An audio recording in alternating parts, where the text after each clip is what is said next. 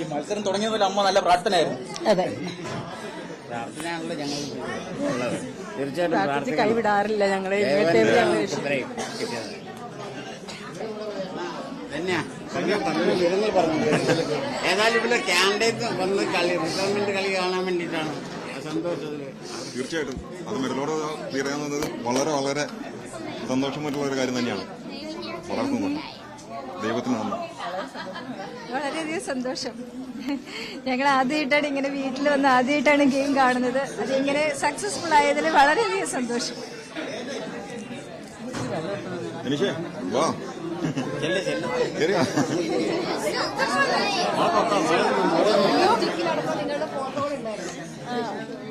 ആ സ്റ്റിക്കിൽ പേരുണ്ടായിരുന്നു. മക്കളുടെ റിട്ടയർമെന്റ് പ്ലാൻ ചെയ്തിരുന്നല്ലോ, അപ്പൊ അതുകൊണ്ട് അതിന്റെ ഭാഗമായിട്ട് സ്റ്റിക്കിൽ ചെയ്തതാണ്. ഉണ്ടായിരുന്നു.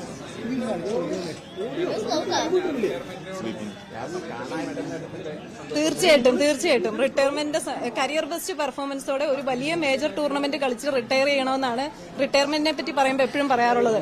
അത് തന്നെ കായിക ലോകത്തെ ഏറ്റവും വലിയ ഒരു നേട്ടം നേടിക്കൊണ്ട് രാജ്യത്തിന്റെ അഭിമാനമായിട്ട് റിട്ടയർ ചെയ്യാൻ പറ്റുക എന്ന് പറയുന്നത് സത്യമായിട്ടും ഇപ്പൊ ഒന്നും പറയാൻ പറ്റുന്നില്ല. അത്രയ്ക്ക് സന്തോഷം, അഭിമാനം ശ്രീജേഷിനെ ഓർത്ത്. ടെൻഷൻ